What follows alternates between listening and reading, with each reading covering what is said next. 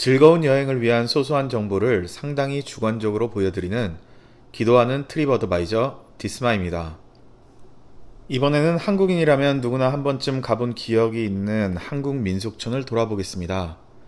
저는 어릴 적 민속촌에 좋은 기억들이 많은데요. 오늘은 민속촌을 가볼까 말까 고민하는 분들을 위해 민속촌 전체를 한 바퀴 돌아보겠습니다. 옛날과 바뀐 부분도 많았지만 여전히 한국의 아름다운 풍경을 볼 수 있었습니다. 민속촌은 30만 평에 달하는 넓은 부지에 우리나라 전통 가옥을 비롯한 여러 가지 전통 문화를 간직하고 있는 곳입니다. 그럼 바로 민속촌 완주를 시작해 보겠습니다. 삼거리에서 좌회전해서 직진하다 보면 오른편으로 공용 주차장이 나옵니다. 이곳으로 들어가서 주차를 하시면 되고요. 저는 여기를 지나 조금 더 먼 곳으로 들어가서 주차하도록 하겠습니다.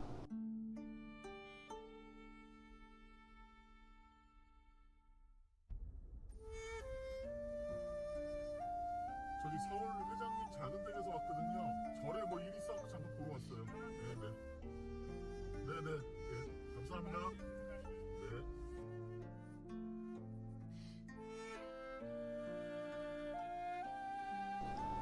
입구 바로 앞 주차 공간에 주차하고 들어갑니다. 도착 시간은 토요일 오후 1시였지만 생각보다 방문객이 많지 않아 편하게 돌아왔습니다. 요금은 민속촌 내 모든 시설을 이용할 수 있으며 성인, 청소년은 32,000원, 아동은 26,000원, 경로 장애인은 22,000원입니다. 입구가 보이고 그 옆에 매표소가 있는데요. 저희는 오른편에 위치한 관계자 출입문으로 입장합니다.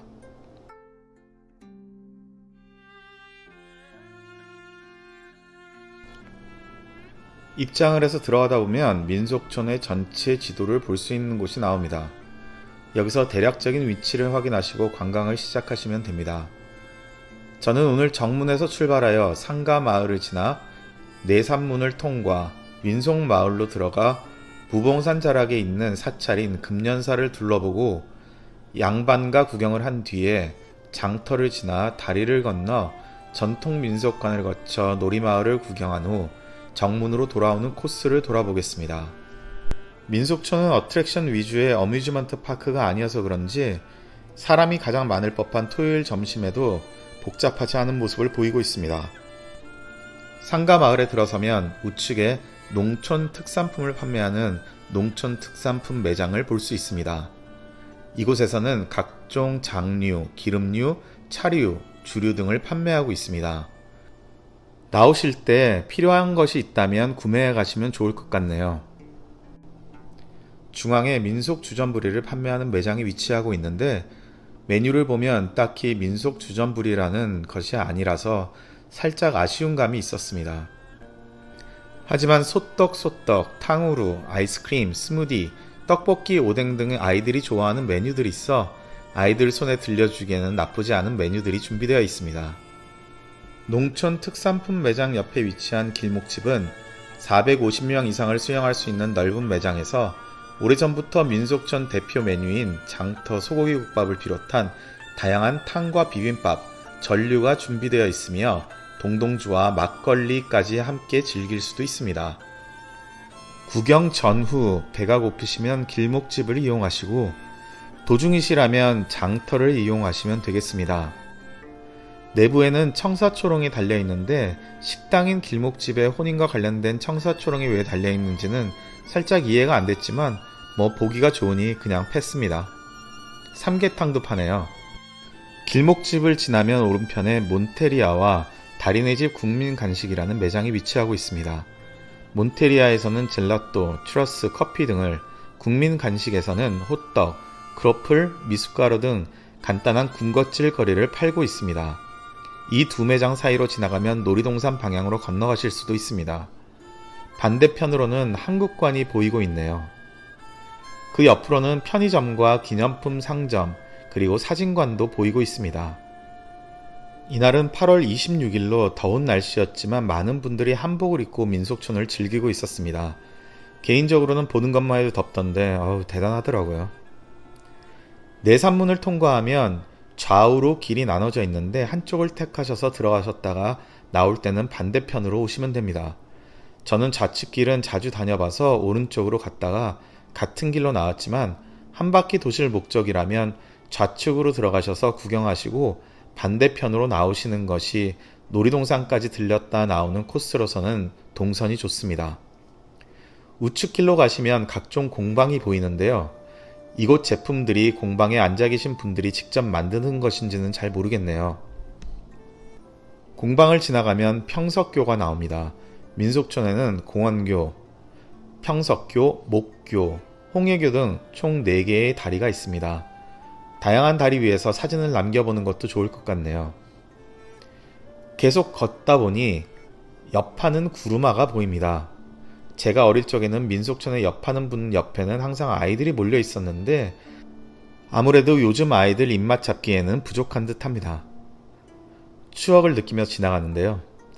민속촌은 이런 전통 모습을 구경하는 것이 포인트입니다. 다양한 전통 가옥의 모습을 즐기시기 바랍니다. 다니다 보면 이런 포토존이 자주 보이는데 개인적으로는 너무 좀 허접하게 만든 것이 아닌가 아쉬웠습니다. 공연장 쪽으로 가니 수박설이라는 이벤트를 하고 있었는데요. 이날 제가 본 장소 중 가장 많은 사람들이 모여있던 장소였습니다. 그 옆에 공연장도 보였지만 특별한 이벤트가 없어서인지 텅 비어 있었습니다. 공연장을 가로질러 금연사 입구로 향했습니다. 관아 바로 옆 산길을 따라 올라가면 되는데 실제로는 많은 분들이 이 작은 길을 모르시고 지나치는 경우가 많습니다. 민속촌에 오셨다면 꼭 한번 방문해보세요. 일주문을 지나 조금 올라가다 보면 천왕문이 보입니다. 잘 아시겠지만 4대 천왕이라고 불리우는 지국, 증장, 광무, 다문 천왕이 서 있습니다. 이들이 문에서 악을 경계하며 불법을 수호하는 일을 하고 있다고 합니다. 천왕문을 지나니 갑자기 어린 시절의 홍콩 4대 천왕이 생각나네요. 유덕화, 장하구, 곽부성, 여명, 지금 봐도 멋지죠? 이들이 함께 장구경의 사망을 애도하며 부른 영웅본색의 주제가 당연정을 들으면서 금련사 본당으로 올라가 봅니다. 계단을 오르면 정면에 석탑과 극락보전이 보입니다. 극락보전 안으로 들어가게 되면 아미타 열애불이 보이며 저희 한켠에 할아버지와 할머니의 위패도 보이고 있네요. 저는 천주교로 개종했지만 저희 집은 불교라 이곳 금련사에 할아버지 할머니 위패를 모시고 있습니다.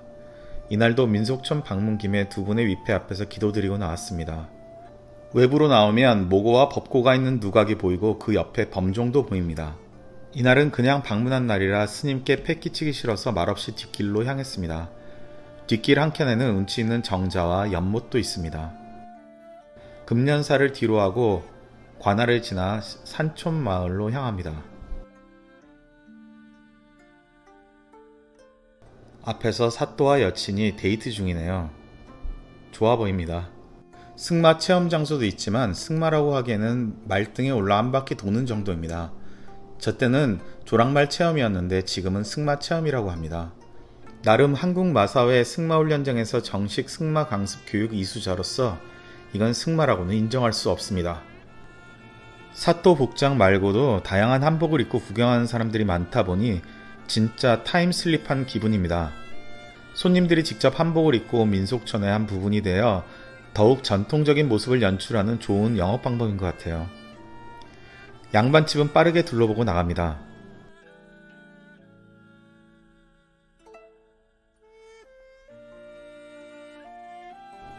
민속촌에서 아쉬웠던 부분 중 하나는 이런 인형들로 전시를 해둔 부분인데 인형들의 퀄리티가 너무 떨어져서 조금만 더 신경 써서 퀄리티를 높인다면 좀 더 생생한 모습을 전달할 수 있지 않을까 생각합니다. 이제 양반가에서 나오면 선앙당이 보입니다. 전 어릴 적부터 선앙당 나무에 메어놓은 접근들이 참 예뻐서 좋았습니다. 장터로 가는 길목에는 탈과 단소 만들기 체험장이 있는데 어린아이들이 직접 만들면서 시간을 보내기에 좋아 보이는 장소입니다. 역시나 어린아이들이 부모님과 함께 뭔가 열심히 만들고 있죠. 저기 뒤편으로 보이는 줄은 귀굴, 혈안식기라는 체험줄인데 7,000원 추가 비용으로 티켓 구매하시면 됩니다. 딱히 무섭지는 않으니 구경하시는 기분으로 즐기시면 됩니다. 여기서 보이는 공연과 체험 일정은 민속촌 홈페이지에서도 확인하시고 오시는 게 더 좋습니다. 장터로 들어가 보니 장터에는 생각보다 사람이 없어 횡합니다. 어릴 적에는 장터가 정말 많은 사람들로 북적이던 곳이었는데 너무 많이 달라졌더라고요. 장터 메뉴가 상가마을 길목집과 거의 흡사하다 보니 입구에서 대부분 이용해서 더 사람이 없는 것 같네요. 장터를 지나 홍해교를 건너갑니다. 강가에서 주말을 즐기는 가족들도 보이고 좌측에는 울릉도 민가에 들어갈 수 있는 입구가 보입니다. 이곳에도 강아지 인형이 있는데요. 이 정도는 강아지를 실제로 키워주면 사람들이 더 좋아할 것 같았는데 아쉬웠습니다. 이곳을 나와 조롱바퀴를 지나갑니다. 이곳에는 여러 방문객들의 쪽지도 함께 달려 있었습니다. 목교가 보이고 그 앞에는 오작교의 사랑이라는 이벤트가 진행 중입니다. 아마 한복을 입고 이 다리를 견우와 직녀처럼 건너보라는 것 같은데 저는 딱히 하고 싶은 생각이 없어 빠르게 지나갑니다. 전통 민속관을 지나 선비집이 보입니다. 내부로 들어가 둘러보면 뒤쪽에 장독대도 보이는데 어릴 때 이곳에서 할머니와 가끔 시간을 보냈던 기억이 납니다. 당시에는 일반인 출입 금지였던 것으로 기억이 나는데 이곳에서 며칠씩 머무르면서 지냈던 옛 생각에 잠시 잠겨봅니다. 이곳을 나와 징검다리가 있는 곳을 지나가면 그네터 앞쪽으로 황포독배와 꽃그네가 보입니다. 꽃그네에서 아이와 엄마가 사진을 찍으며 행복한 시간을 보내고 있네요. 그네터를 지나 조금만 더 내려가면 충현서원이 나옵니다. 이곳은 굳이 올라갈 필요가 없어서 지나갔고요. 이곳을 지나면 드디어 놀이마을이 나옵니다.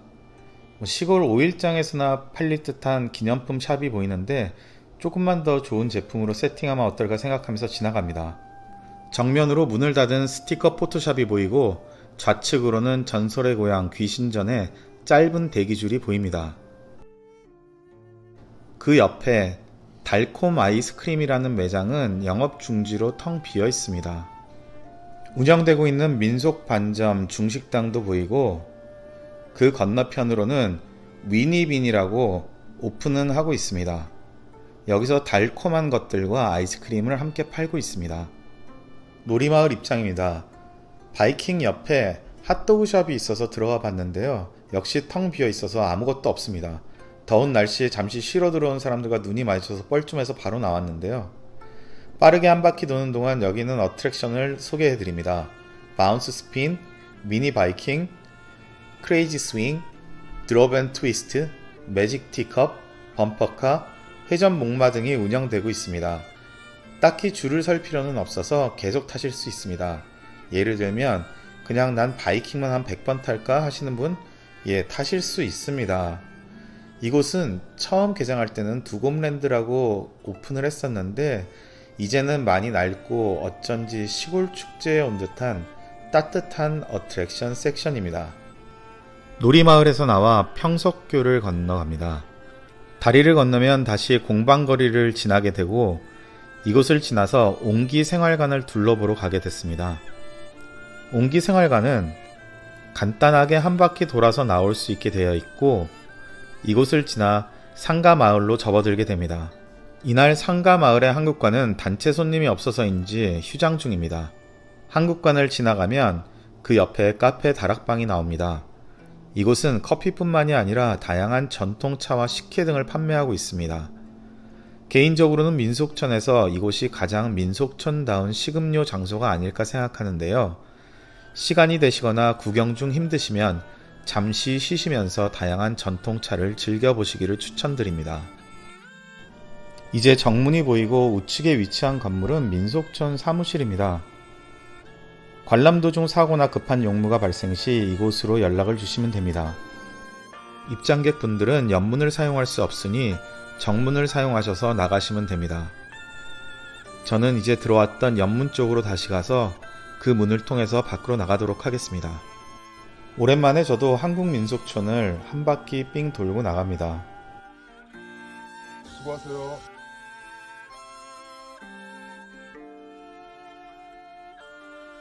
이번 영상에서는 한국인이라면 한 번쯤은 가봐야 하는 한국민속촌을 둘러보았습니다.